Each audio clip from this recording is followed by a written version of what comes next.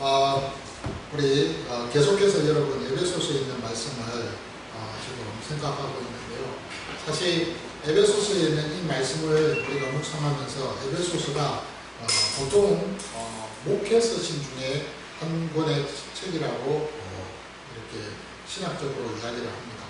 그런데 에베소서를 읽어보시면 아시겠지만 바울이 에베소 교회 성도들에게 알려주는 그 말씀 중에서 사실은 어떤 목회서신적인 그런 내용들도 많지만은 그 교회 안에서 교회 생활을 어떻게 해야 되느냐에 대한 그런 내용들도 많이 포함되어 있다고 그렇게 여러분 생각하시면 될 것입니다.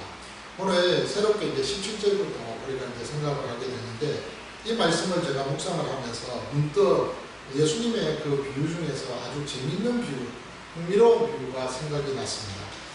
누가복음 18장에 보시면요 1절부터 나오는 그 예수님의 비유 중에서 참 재밌는 비유인데요. 기도에 관한 교훈을 가르치시기 위해서 예수님이 제자들에게 하셨던 비유입니다. 바리새인과 세리를 비교하시면서 그 성전에 나가서 기도하는 이 두 사람의 기도의 모습을 아주 적나라하게 예수님께서 이렇게 비꼬는 듯이 그러면서 비유를 하고 계시는 그런 내용의 말씀입니다. 거기에 보시면요 바리새인의 기도의 모습과 세리의 기도의 모습이 확연히 다른 것을 보게 됩니다. 바리새인의 기도는요 성전에 나가서 자신에게 있어서 자신이 지금까지 했던 그 모든 어려운 행동들에 대해서 하나님 앞에서 감사하기보다는 그냥 일목요연하게 나열하면서 자신의 의로움을 드러내고 자랑하며 기도하는 그런 모습입니다. 그러나 반대로 세리의 기도는 그렇지 않습니다. 저 멀찍이 떨어져서 감히 고개를 들지 못하고 하늘을 우러러 바라보지도 못하면서 그러면서 하나님 앞에 나는 죄인입니다 라고 그렇게 기도하는 장면의 모습을 예수님께서 비유를 통하여서 말씀하시는 것을 보게 됩니다. 그런데요 그 비유의 내용 가운데에서 우리가 가만히 보면 바리새인의 그 기도의 그 내용의 그 모습을 보면서 우리가 한 가지 좀 알아야 할 것이 있습니다. 그 기도에는 전혀 감사가 없습니다. 감사가 없어요. 이렇게 해서 감사하나이다 라고 그렇게 이야기하는데요. 그 감사의 내용이 자신의 의로움에 대한 감사입니다. 자기가 하나님 앞에서 이런 은혜를 받았고 이런 구원을 받았음에 대한 기본적인 감사보다는 자신의 의로움에 대한 그 자랑거리를 통하여서 하나님 앞에 자랑할 수 있으니 감사합니다 라고 그렇게 기도하는 제목입니다. 혹시 이 모습을 보면서 여러분들 우리가 이 시대를 살아가면서 우리 모습은 어떠한가에 대해서 한번 생각해 보아야 하지 않을까 생각합니다. 지난 몇 주간 동안 제가 이 본문을 통해서 에베소 교회 성도들에게 그 말씀했던 그 내용들을 좀 이렇게 우리들이 생각했습니다.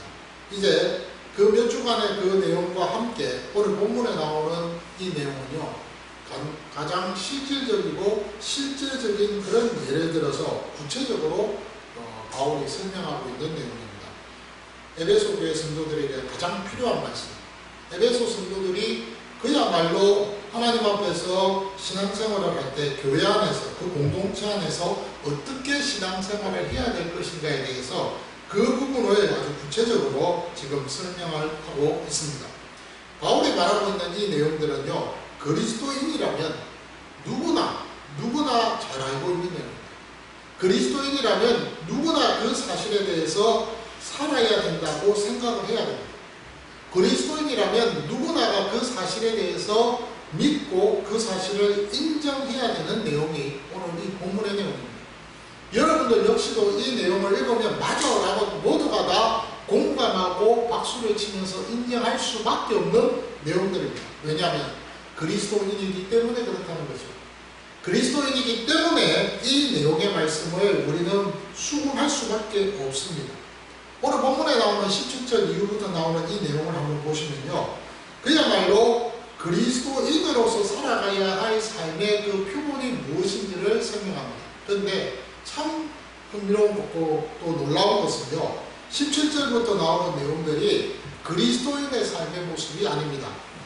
그리스도인으로서 그들의 삶을 삶의 모습은 정반대의 모습으로 나타나는 내용들이 17절부터 나옵니다. 에베소서의 이 4장 17절에 그리스도인으로서 향하는 그 모습보다는 이방인이었던 그 과거의 모습이 지금 드러나고 있습니다. 그래서 오늘 본문에 보시면 여러분 재밌습니다. 그러므로 내가 이것을 말하며 주 안에서 정언하노니, 여기 정언한다라는 이 단어는요, 말투스라는 단어입니다. 증거한다는 것입니다. 무언가를 내가 입증한다는 것입니다. 바울이 에베소 교회 성도들에게 지금 하고자 하는 말이, 앞으로 내가 말하고 있는 이 모든 내용들은 내가 너희들에게 맞지라고 너희들이 공감할 수밖에 없는, 인정할 수밖에 없는 그 내용을 내가 이야기한데 내가 그거 한번 입증해 볼게, 내가 그 사실에 대해서 증명을 해볼게 라고 그렇게 지금 이야기의 서두를 꺼내고 있습니다. 이제부터는 너희는 이방인이 그 마음에 흠망한 것으로 행함같이 행하지 말라고 했습니다.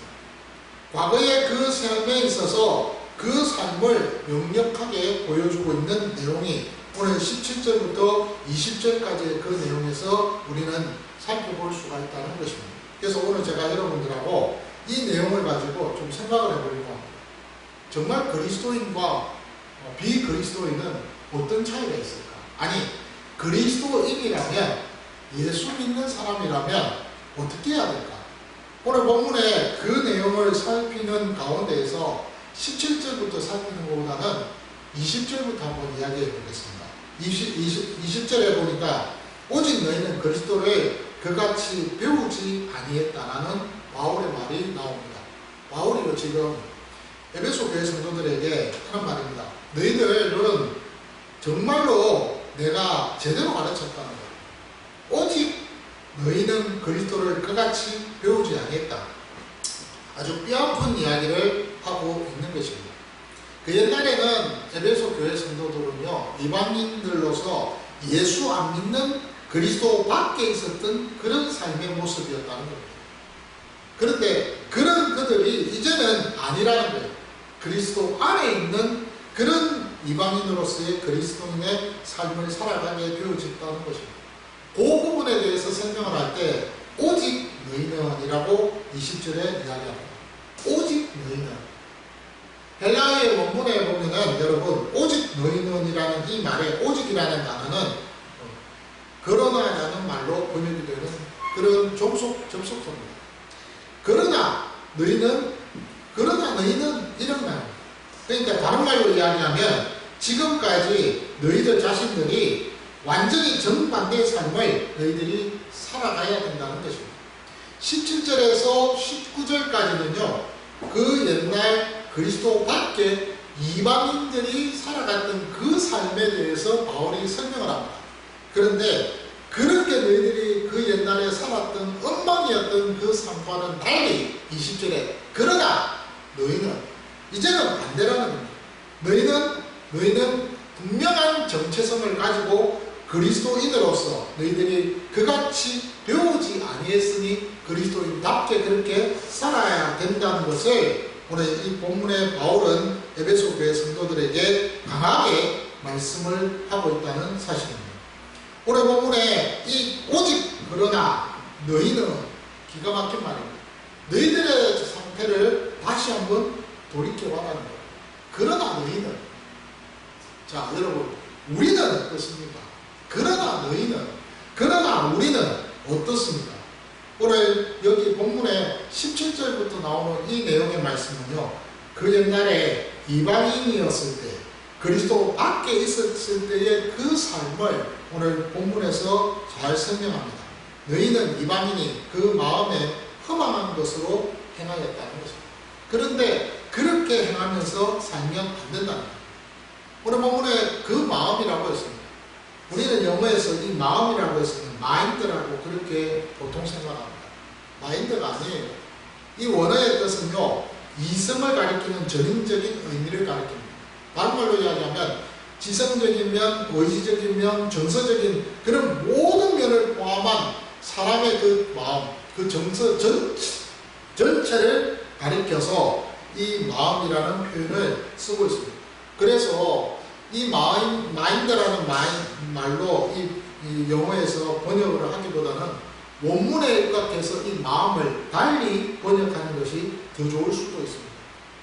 바울은요, 이 마음이라는 이 단어 자체에 대해서 분명하게 이야기합니다. 그런 너희들, 그 이방인들이 그런 마음으로 오늘 여기 부분에 허망한 것을 쫓았다고 했습니다. 이 허망이라는 이 단어, 텅 비어 있는 것을 이야기합니다. 무가치한 것을 말합니다. 공허한 것을 말합니다. 아무것도 없는 것을 말합니다. 그런 것을 쫓아다니면서 살았다 이 말입니다. 언제? 이방인이었던 시절에 그런 삶을 살았다는 말입니다. 사실 여러분, 우리가요, 앞서도 제가 말씀을 드렸지만, 그러나 너희는 우리의 상태가 그 옛날과 지금과 완전히 바뀌었다는 거예요.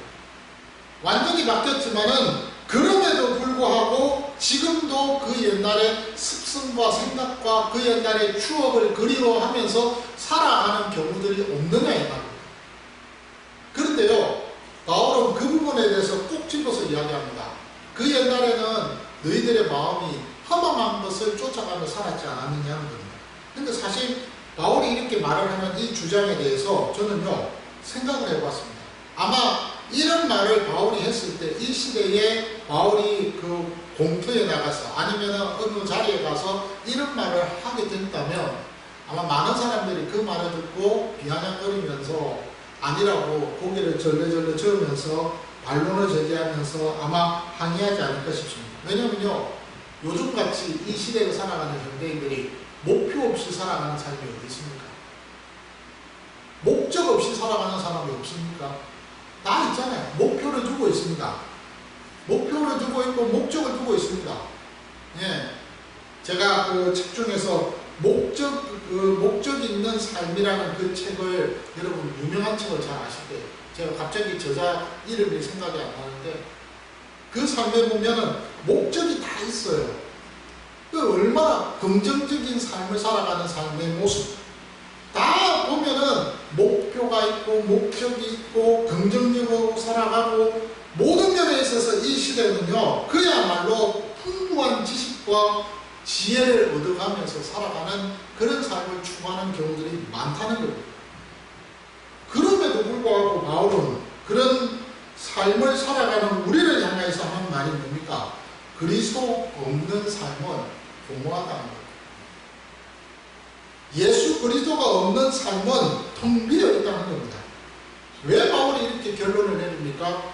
그것은요, 18절 후반에 이렇게 이야기합니다. 하나님의 생명에서 떠나 있기 때문에. 하나님의 생명에서 떠나 있기 때문에 그들의 삶은 공허하다는 겁니다. 그들의 삶은 비어 있다는 겁니다. 한마디로 그리스도 없는 인생은 완전히 밥맛이라는 거죠. 아무것도 아니라는 겁니다. 예수 그리스도가 없이 그렇게 살아가는 것은 그야말로 허망한 삶, 텅 비어있는 그런 삶이라는 것입니다. 예수 때문에 살아가는 거예요. 우리가요, 아무리 목표가 좋은 목표가 있고 아무리 그 목적이 좋다 하더라도요, 예수 없으면 안 된다는 거예요.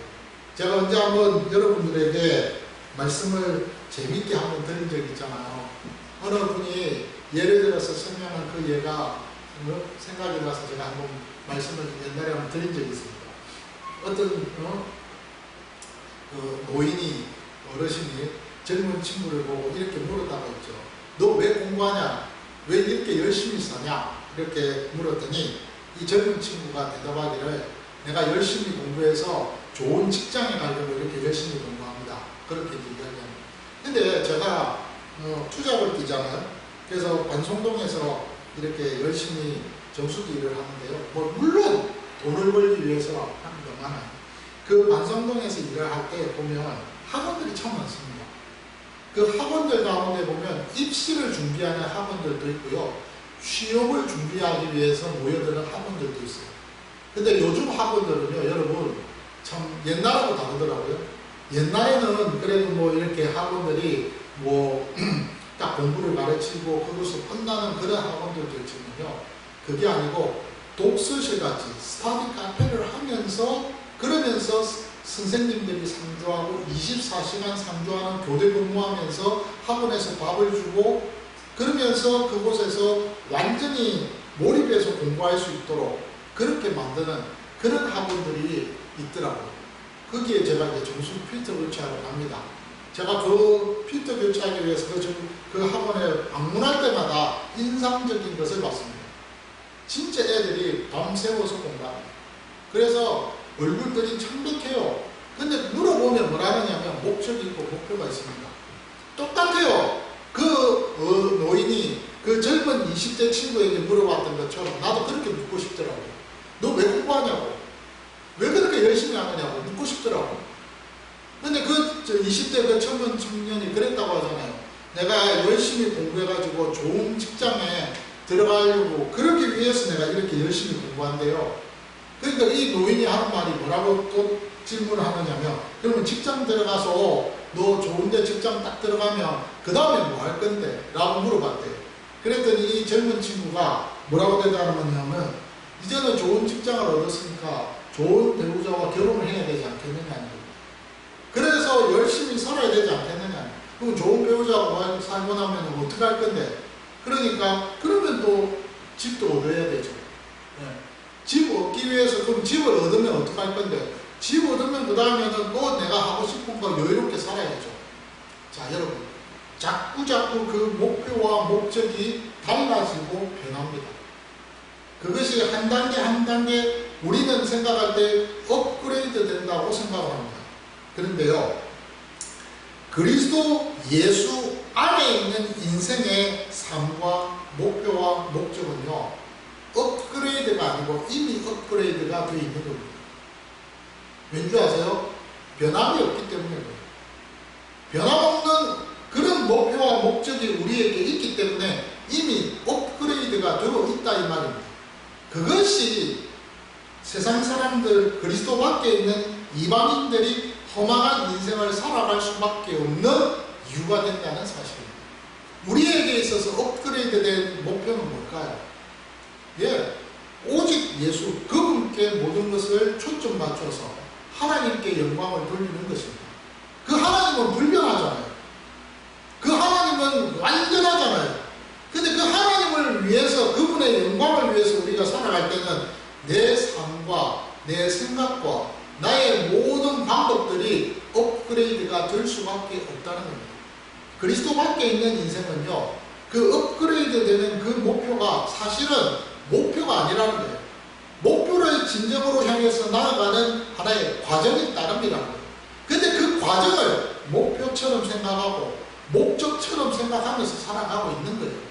그것이 그리스도 밖에 있는 인생과 그리스도 안에 있는 인생의 차이점이라는 것입니다. 그리스도인과 비그리스도인의 차이점은 바로 그거예요.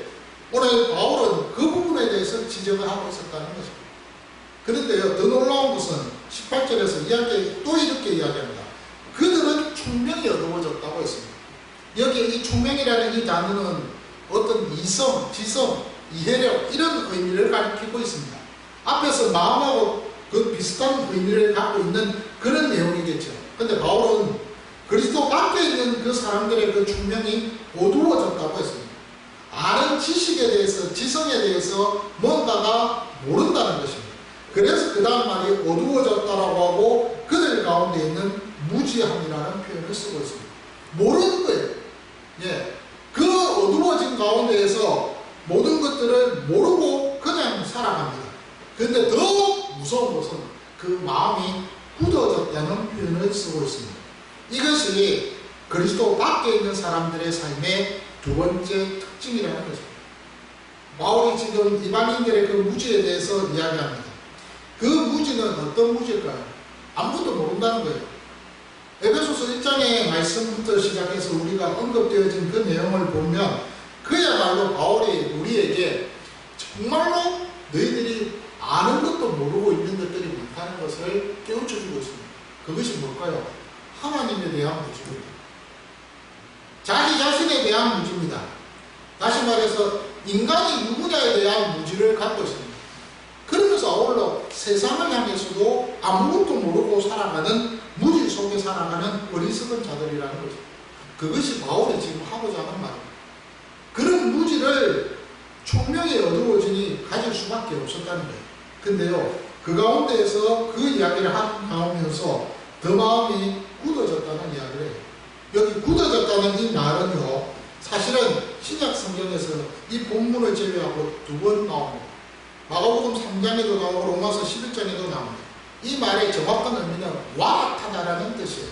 그러면 이 완악하다라는 이 뜻을 우리가 번역을 했을 때 우리는 누구를 생각하느냐면 출애굽기에 나오는 그 출애굽기 4장에는 나옵니까? 바로의 왕을 우리가 생각합니다.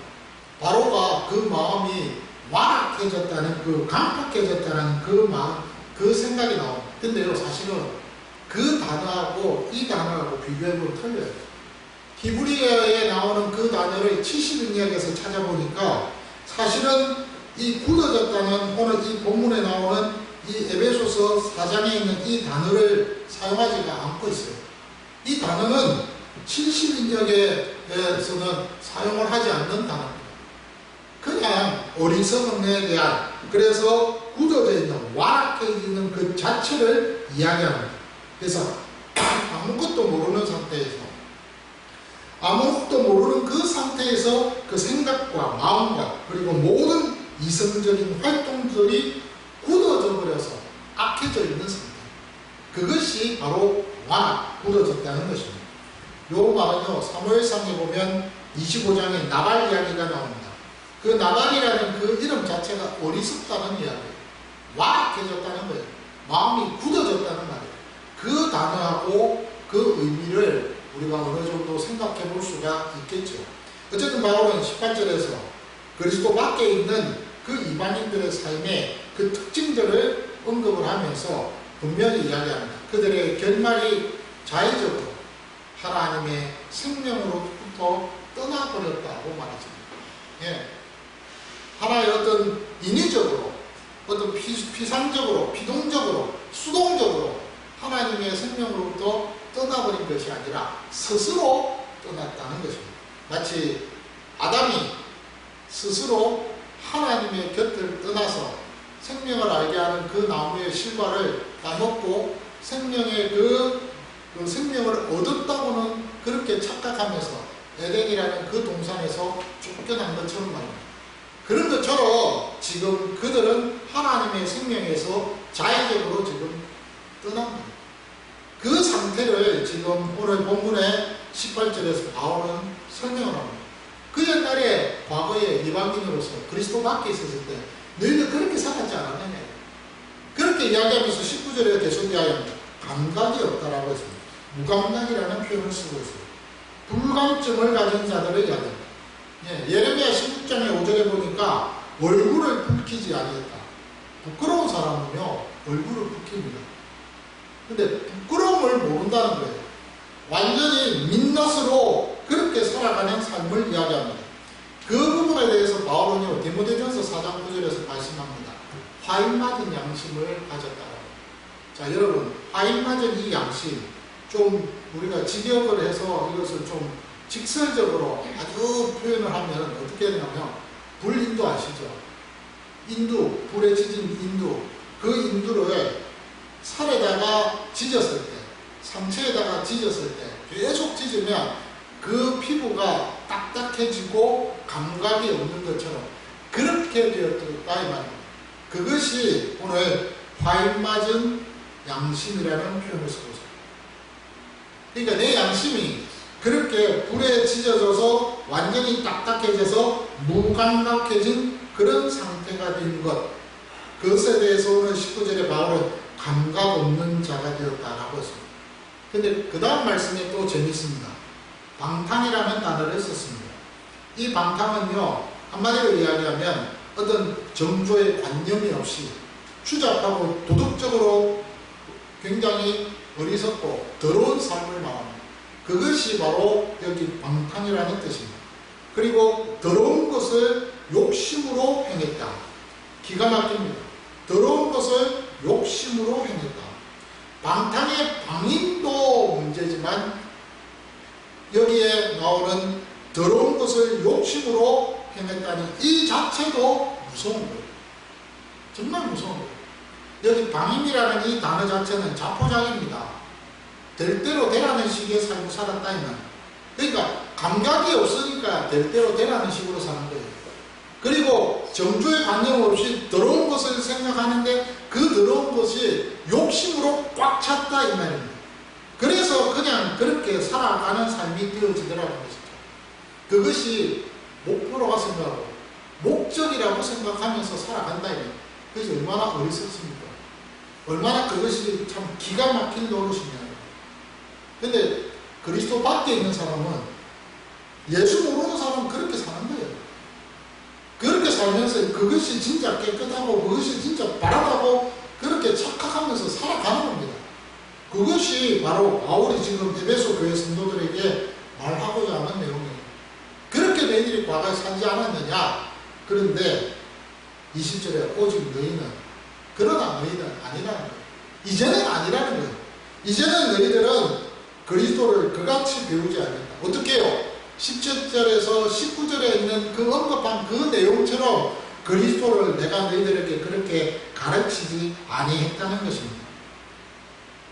그러니까 너희들 제대로 좀 살아야 되지 않겠느냐. 이렇게 그리스도인 밖에, 그리스도인으로서 그리스도 밖에 그렇게 살아가는 삶이 되어져서는 안 된다는 거예요. 그리스도인이라면 그리스도인답게 살아가는 것이 분명히 있어져야 된다는 거예요.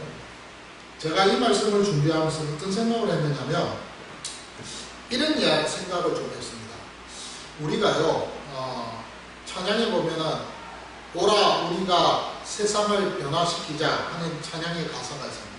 참 좋은 가사이죠.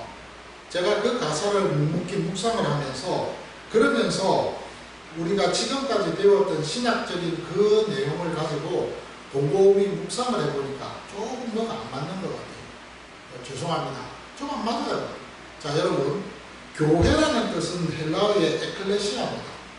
에클레시아라고 할 때 에크는 밖으로 끄집어내는 겁니다. 뭘요? 레시아, 밖으로 끄집어내는, 무리를 밖으로 끄집어내는 것이 그것이 에클레시아입니다.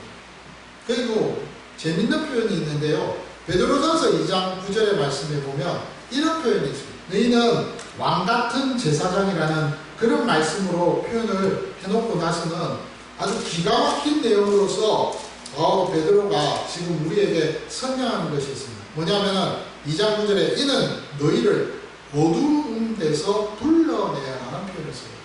불러내야 한다. 요 원어가요.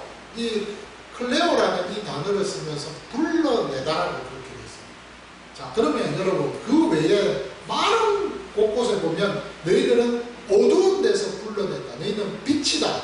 너희들은 빛의 자녀다. 요한 서신서에 보면 계속 그런 표현이 요한 1서부터 3서까지 나옵니다. 그런 걸 보면은 제가 어떤 생각을 했느냐면 그리스도인이 세상을 변화시키면서 살아가는 그 사명은 이건 착각이구나. 그리고 우리가 잘 모르는구나. 우리는요, 우리의 그리스도인의 정체성은 뭡니까? 우리는 세상에서 나온 자들입니다. 세상에서 나온 자, 우리는 부름을 받아서 세상과 완전히 세퍼레이트, 구별되어서 나누어진 자입니다. 그리고 세상 안으로 들어가서 세상과 구별되어 살아가는 자입니다. 그 차이점입니다. 세상으로부터 우리는 끄집어내어서 나온 자들입니다. 그리고 새롭게 우리의 정체성과 우리의 속성과 우리의 성품이 다 바뀌었습니다. 그래서 우리는 진노 아래 놓였던 자녀가 아니라 하나님의 자녀가 됐습니다. 어둠에 속해 있는 자가 아니라 우리는 빛에 속해 있는 자가 됐습니다. 신분이 완전히 어떻게 되었다? 바뀌었습니다. 그 사실을 우리는 지식적으로 잘 압니다. 우리는 끄집어내어서 하나님이 완전히 우리를 새롭게 바꿔놨습니다.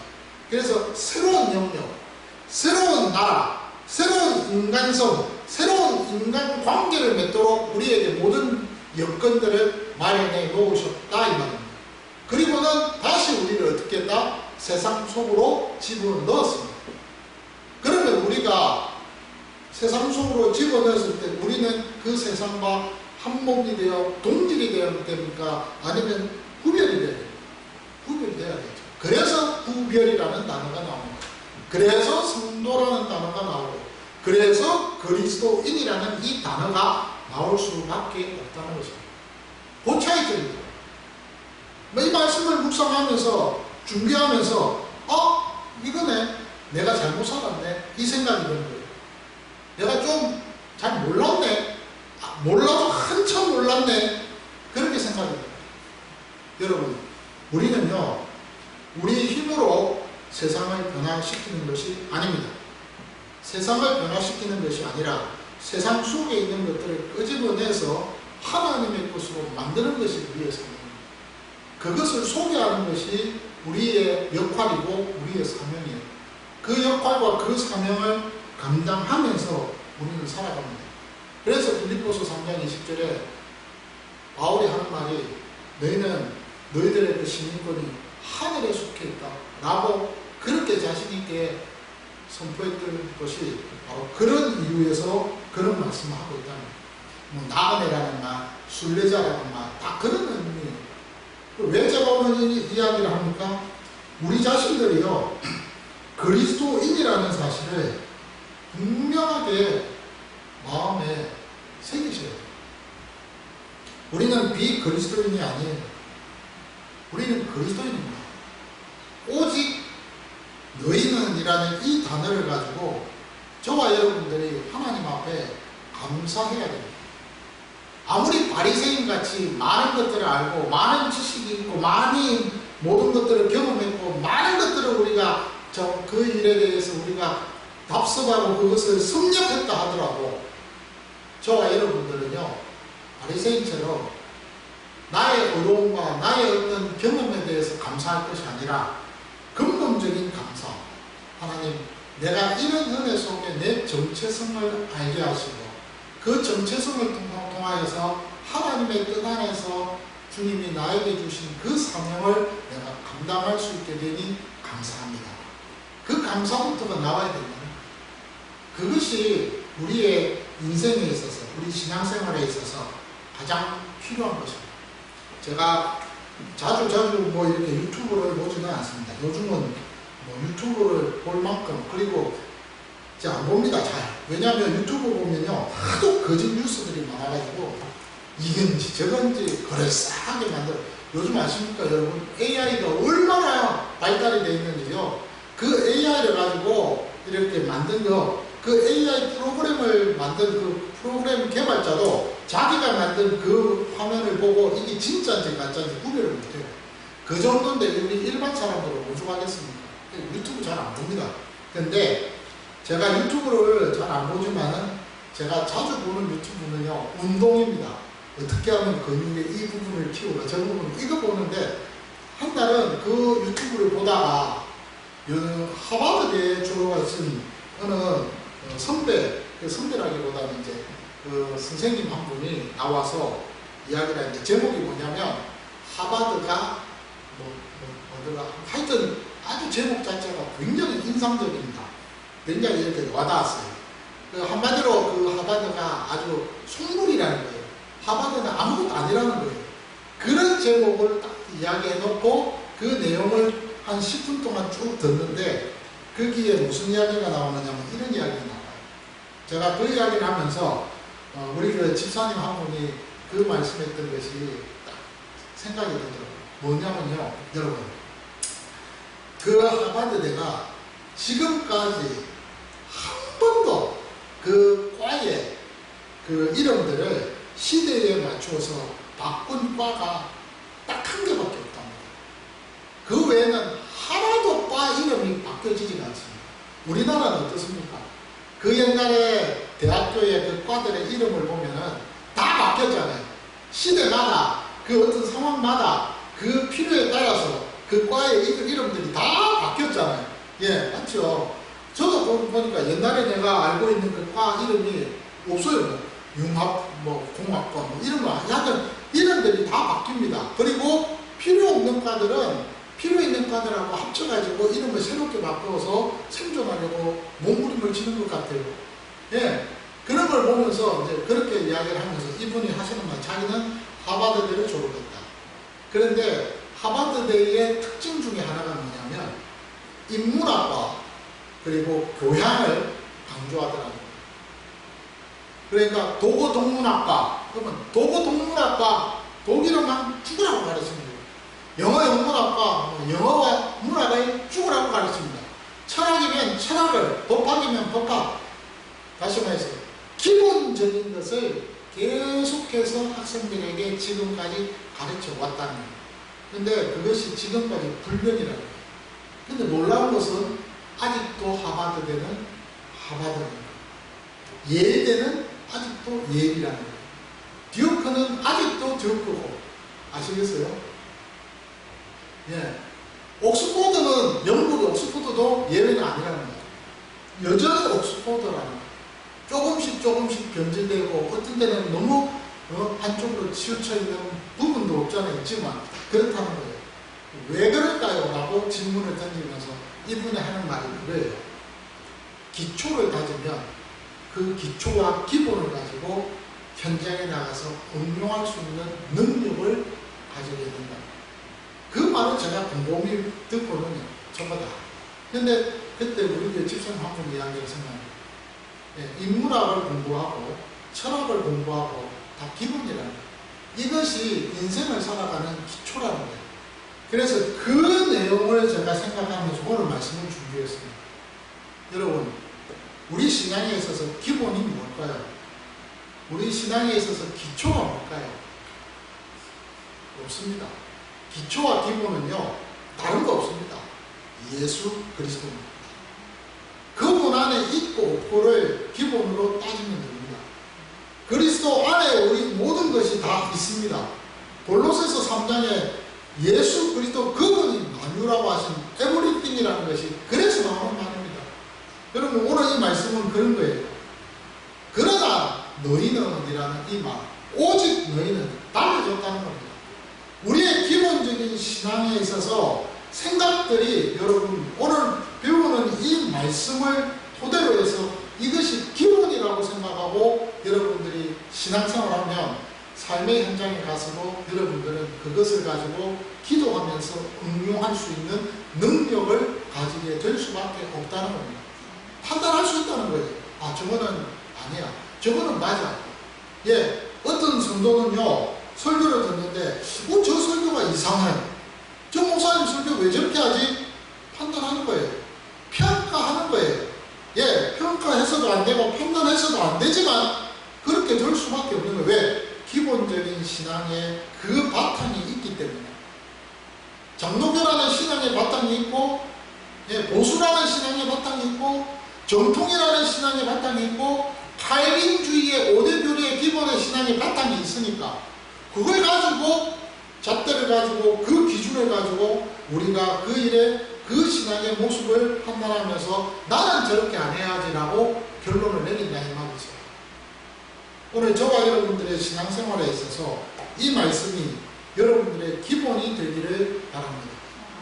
정말 기본이 되셔야 돼요. 그리고 그 기본 속에서 여러분들의 삶이 바뀌어지면 됩니다. 바뀐다고 바뀌어지는 것이 아니에요. 우리 스스로도 못 바뀌는데 세상을 어떻게 바꿉니까? 세상은 바뀌어지는 것이 아닙니다. 내가 하나님의 은혜로 이 어두운 세상에서 빛으로 옮겼듯이 이 세상도 어두움에서 빛으로 바뀌는 새로운 세상이 만들어져야 돼요. 그러려면 여러분, 우리가 하나님 앞에서 기본을 잘 지켜야 됩니다. 그리고 그 기본을 잘 간직하면서 여러분들이 희생해야 됩니다. 여러분들이 섬겨야 됩니다. 여러분들이 그 일에 있어서 하나님 앞에서 자신의 분명한 목적을 가지고 그 변하지 않는 목표를 향해서 나아가야 됩니다. 그래야 여러분들이 뭔가 되는 거지, 그렇지 않고서는 안 됩니다. 오늘 이 말씀 앞에서 저와 여러분들, 우리 모두가 이런 축복의 주인공들이 되시기를, 예, 축복의 주인공들 되시기를 주님의 이름으로 축원합니다. 아멘 하실 거죠? 여러분, 그때부터 이제 희생이 있습니다. 괴로움이 있습니다. 환난과 핍박도 있습니다. 예, 있으시기를 축원합니다. 예, 이제 그거를 감내하시면서 여러분들 믿음으로 나가야 됩니다. 예, 감사합니다.